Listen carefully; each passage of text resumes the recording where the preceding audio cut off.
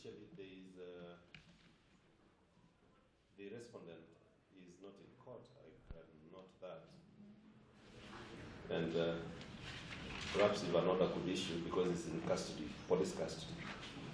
Do you know where the suspect is? We can place aside because I've also not seen the eye in the matter. Yes. Yes. So we are here basically to close the file.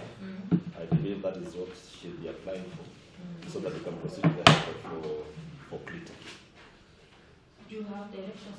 I don't have directions. But,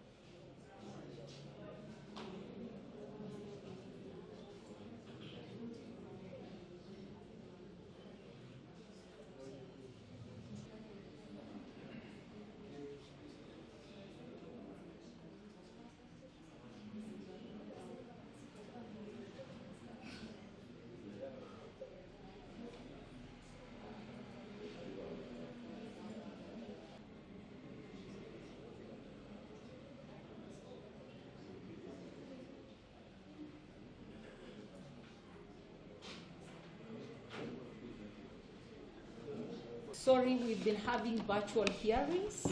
It is not that the court... Yeah, we have a plea. Proceed. Criminal case 4/2025, Eric Mutinda, Philip. Off. How are you? You're good? Do you have an advocate? It's your first appearance. You are the one? Is here. Do we have a victim? Victim's advocate in court? Yes, it's us. We can go there, take 5 minutes close, and come. Very well. I aerial function.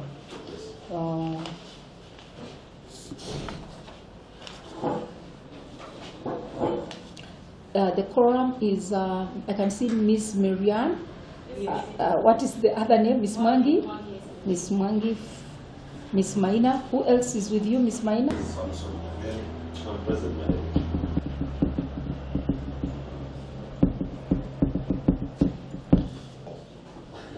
Your good friend, Miss Wadira, today is here personally.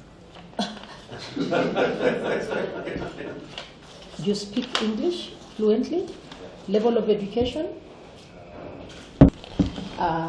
You appeared before a magistrate and she granted orders to the state to hold you.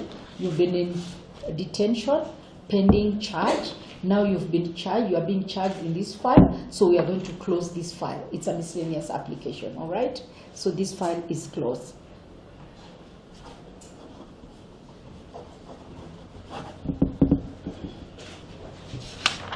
Remain standing. Information here, which we call a charge, which has been presented on behalf of the Republic of Kenya, that you, Eric Mutinda Philip, you are charged with the offense of murder contrary to Section 203, as read with Section 204 of the Penal Code, Cap 363 laws of Kenya. And the particulars of the offense are that you, Eric Mutinda Philip, on the day of 30th March 2025, at Multimedia University of Kenya, along Magadi Road in Karen within Langata Sub-County, Nairobi County, you murdered Sylvia Kemunto Ayaye. Is it true or not true? Not true.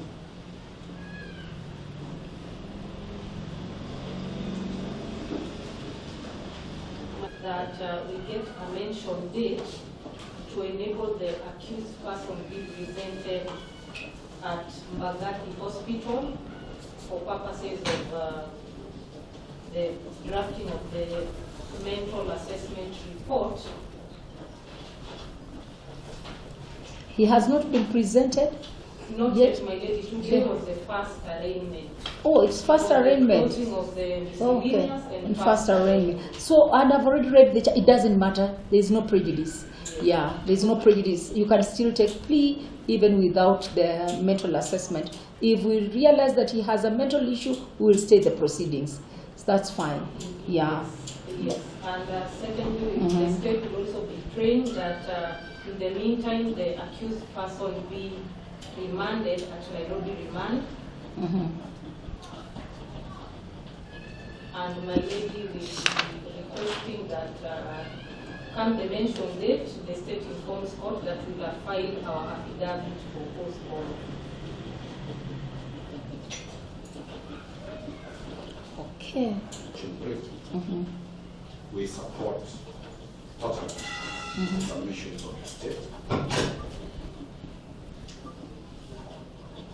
And we shall be seeking leave. If the defense will make an application for bail, we shall, as family, be filing our affidavit for post bail.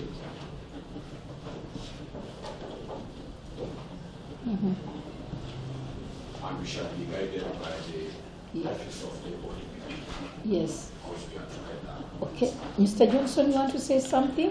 When the miscellaneous application was made with regard to my client, one of the things that was presented to the court as a compelling reason to have him held for 21 days was that mental assessment. They have had him for 21 days. They have failed. to have that assessment. Secondly, there is a presumption of sanity in all matters. That's why I took the plea.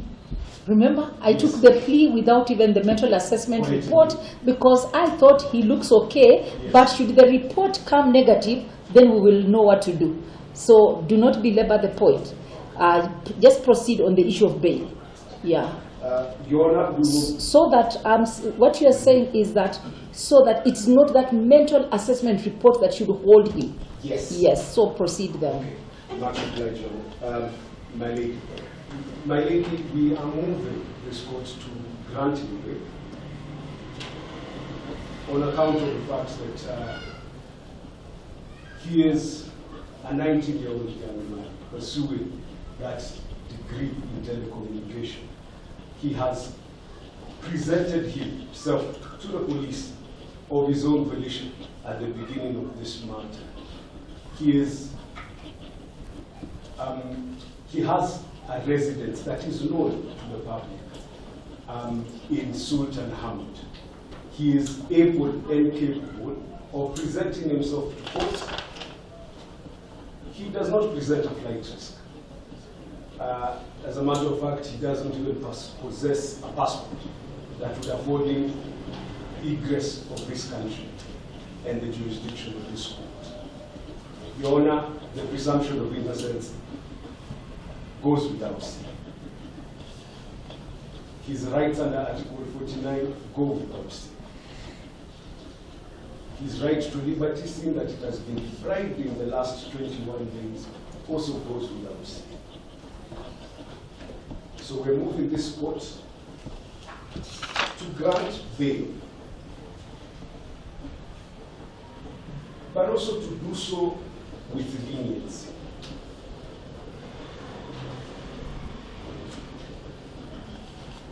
My client has never worked and earned a living for himself, being 19 years of age. So he doesn't have the financial wherewithal on his own to meet the bail terms in this court. My client also hails from a humble background. He's the son of a household with one breadwinner, being his mother, whose occupation is that of an ECD, early childhood development teacher, in Sultan Hamid. As such, even his family will not be able to raise a hand. Your Honor, the mother is in court, and we were in the process of preparing an affidavit, which we are able to present to court in due course. But she has indicated to me that in the 3 weeks since her son was remanded, having gathered all remaining extended family and friends, all she's been able to raise is the sum of 100,000. Your Honor, the facts of this case and the media coverage have so changed their status and caused them ostracization.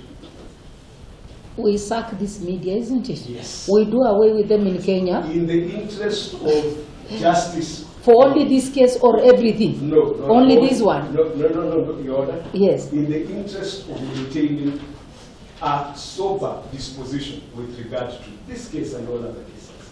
Okay. So that we do not prejudice matters before court.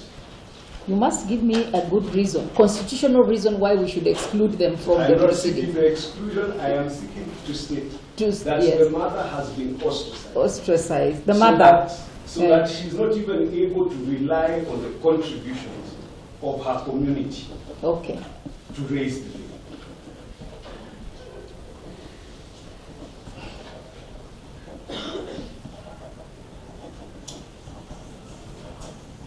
Your Honor, my lady, Yes. I have not heard any reason that is compelling as to why, having already been held for 21 days, he should continue to be held. There is no fear that he will interfere with any witnesses. There is no fear that he will, in any way, form, or shape, affect the crime scene. There is no fear that he is a flight risk, as already stated. And for that reason, Your Honor, granting his death with a lenient cash bail, and let him come to court, so that outside the media hype, we are able to ascertain the facts in this matter, and his innocence, if it should be disproved, will be disproved by the court, not the court of public opinion, nor the mob that is outside. And then justice will be done and seen. Thank you. Okay, to be humble and polite and hear you. But then, because the DPP had already indicated that they need time to put in an affidavit opposing bail, I don't know what their stand is, whether they want to respond verbally, orally, or whether they still want to put in an affidavit. The modus operandi is usually the investigating officer to swear the affidavit. He's the one who has the compelling reasons. But I have heard you, Ms. Maina. What do you say? Ms. Mwangi? Yes, especially that the court was kind enough to grant the counsel for the accused a hearing. As indicated by my learned colleague, we intend to put in a written affidavit. There's already one that was put on record by counsel for the victim. That was in the miscellaneous file, so we will need. We are going to change the heading. You will have to file. So then, so the submission should be that they also need to file their own, because that is not my file. This is my file, and it's clean. Okay. Yeah. It's actually for the High Court, but it's okay. I think we meant that. They meant that because we are on the same side. So we intend to put in our written affidavit proceeding on. Yes. Yes. Your mileage you can direct maybe 7 days should be enough. Okay. And how many days do you require, counsel? Mr. Omari, Mr. Nyaberi? So we shall require it for. Why did I separate the families? Because while I was seated here, I could see some lady crying on this side. Then I just concluded must be for the victim. So we normally sit the prosecution team on this side, the defense team on this side. Now, the law, as much as the Constitution protects his right, so does the Constitution protect the rights of the victim. So when I saw the tears, I saw a victim in court. They need to be heard. So number one, we will give them time. And then the modus operandi of this court is always to call upon the probation officer for guidance. You have told me he is not a flight risk. I do not know him. So it's the social worker who will go and investigate. Is he a flight risk? Where was he arrested? He is a suspect right now. He's innocent until deemed guilty. But the prosecution are saying we have some evidence. So we need to know where he was arrested. Is he a flight risk? What, family history does he have? And then, of course, the mental assessment report. So this matter will be adjourned for today. Matter is adjourned. Number 1, 2, the accused to be remanded at Nairobi remand.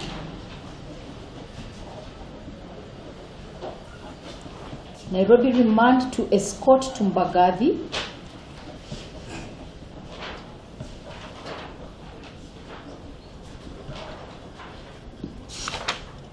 For mental assessment.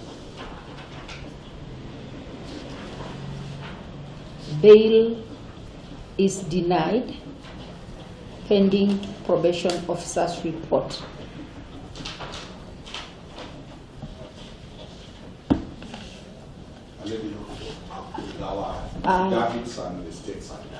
The DPP, the state, and the victims' counsel to file and serve their affidavits within 7 days.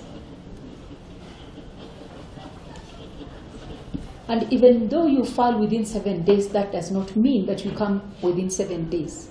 The probation officer requires a full 1 month to conduct a social inquiry report. So we will remand you until the, which date? So before we get to the deadline, Yes. Perhaps there are the submissions that are made by Counsel. You will reply by way of affidavit now. You will respond through your affidavit. He I was has, thinking you can make a formal application. no, he doesn't need to. If It is you a want. bail is a It is constitutional his own right. choice. No, bail is a constitutional right. It is very automatic. I could have actually said he's released on bond, but in such a case of murder, you have to wait.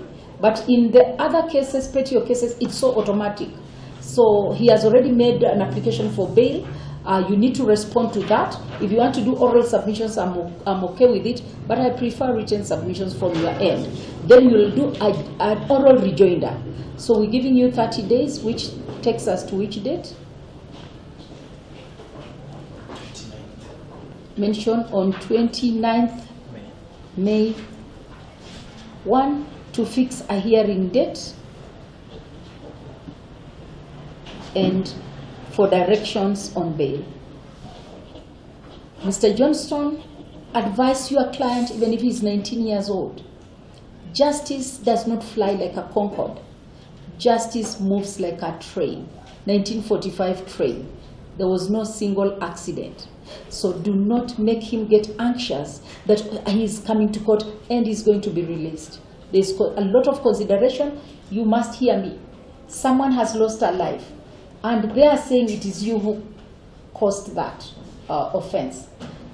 So the court will move very, very slowly, notwithstanding your age, right? Because justice has to balance. There's you on this side, there is a mother on this side. So you must stop crying and just be strong. That is how we work here. It's like a hospital. There are those who are living, others are dying. That's how justice works. Not because the court does not like you, not because you are young. No, that's just how justice works. It is very unfortunate at your age you have come into contact with the justice system. Yeah, but that is how we do it here. Now, can you all go so that I can handle Miss Sylvia Soweto? Yeah, have a nice one.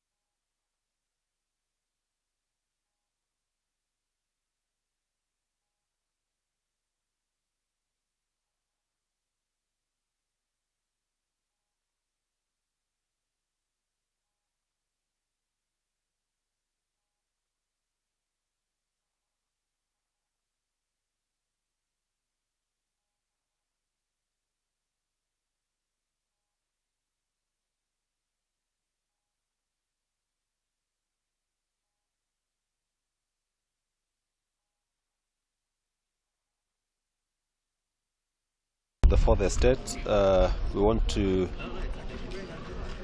bring to the attention of the general public that the murderer suspect, the murderer for Sylvia Kemunto, has taken plea. He's a suspect, but I call him a murderer because he's been charged with a murder case before the High Court. We have just from there, we've taken plea. And we have also told the court that we are going to put in place an affidavit opposing a bond because we have compelling reasons that we are going to present before the court, which are grounds that are very, very compelling, very moving that bond should not be given to this suspect up until the matter is heard and determined. While we were there, of course, he has pleaded not guilty, and while we were there, the advocate for this suspect applied to court for the court to release him on bond, citing that he's not a flight risk, he doesn't have a passport, and all those manner of grounds. But for us, we have these heavy grounds that militate against him being given bond. Now, we shall be coming back to court again for purposes of highlighting the submissions, because we are going to put in an affidavit and submissions. We shall be coming back again to court after a month for purposes of now processing that bail application, and the defense, that is the advocate for the suspect, to also give oral submissions as to what he feels we have put in the affidavit, which will now make the court make a decision as to whether or not that suspect is going to be released on bond. And in matters of this nature, normally the court is assisted by the probation officers, and the court has called for a report from the probation office for it to be able to now evaluate whether the circumstances that obtained before the offense was committed and the family ties that this suspect has with the family and community are good enough for purposes of going to proceed for him to be granted bond. But remember, bond is a constitutional right. Every case is to be determined on a case-to-case basis. And in this instance, in this case, remember the witnesses that are going to be lined up, most of them are university students, they are his colleagues, and that is why we are saying we are saying the witnesses will maybe be interfered with because he is a colleague there, these are his comrades, and we shall be opposing that kind of decision that is released on bond. Now, the time we come back to court, we shall be also be taking hearing dates, and the court has been gracious enough to even give guidelines to the accused person that these court processes take a bit of time. It is not an on-off kind of thing. It's going to take a bit of time.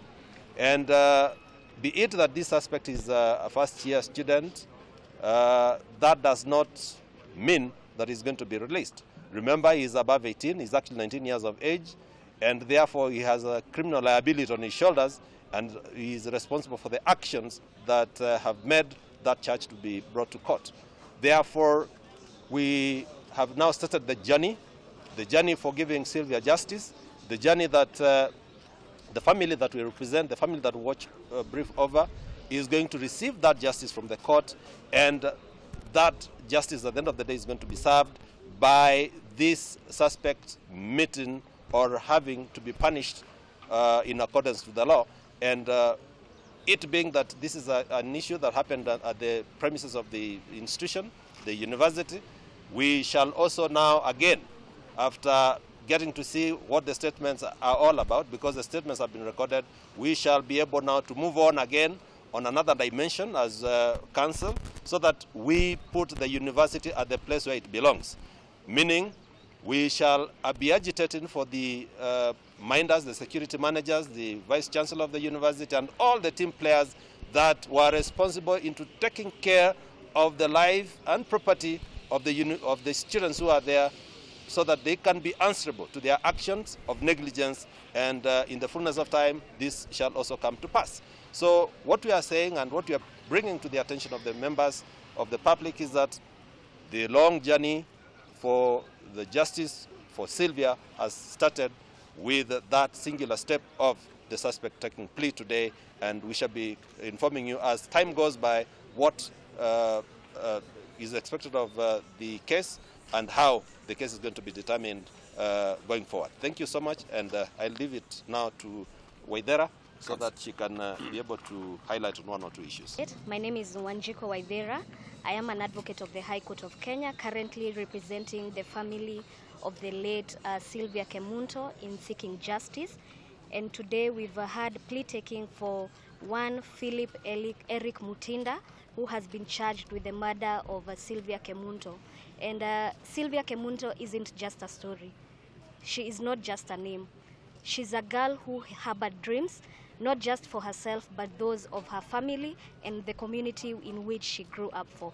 And we shall be fighting for her justice. And on the 29th of May, when we return back to court, we shall be making a compelling case for the denial of bail or bond for the suspect who has been charged with the murder of the late Sylvia Kemunto. We continue to pray for the family that they may be consoled in this time, even as we continue to raise our voices and say that we should not be entertaining femicide in this country. Thank you. Well, today as we appeared in court, 3 things came out that are worrying. In the life as a criminal lawyer, I've never seen that. 1, a murder suspect makes an application orally to be released on a cash bail of 100 shillings. 100,000. Which is very dismissive. No respect for Sylvia. No respect for the deceased. True to the character of the murder suspect, the horrid manner in which Sylvia was murdered, the accused comes to court to ask for him to be released on 100 shillings. 100,000. That is terrible. That is the highest degree of dismissing or seeing that the deceased's life does not matter. That one, we shall be putting it in the affidavit, that the demeanor and the conduct of the murder suspect should be taken care of. Number 2, another serious issue, his advocate has admitted that there is a mob outside here looking to kill him. We shall be putting it very clearly that they have admitted that the life of the accused person is in danger. And true, if he is released, the citizens of this country might take up their own law and deal with him because of the manner in which Sylvia was murdered, the manner in which Sylvia's body was hidden, the manner in which the accused person has handled himself. He does not show any remorse, so that his advocate has admitted that his life is in danger. Then we shall be moving that he stays inside until this matter is heard and determined and justice is done. Lastly, we are concerned that only one accused person was charged today. We have instructions. We'll be writing to the Director of Public Prosecution and the DCI to widen the gap, to widen the net, to arrest those who assisted the killer to kill Sylvia, those who assisted the killer to remove the body from where the scene of crime was and dump it elsewhere. And we shall also be moving to get the university, administration and security apparatus to be arrested and be charged for having been conspirators and abettors in this heinous crime of the matter. We shall be appearing in court in a month's time, and we assure the public that this case will be the lesson that will stop femicide in this country. This is a case that is a test case to defend our daughters, our aunties, our sisters, our wives, our grannies, and every woman to feel safe in this country, that they have a right to live and enjoy their life. Thank you very much.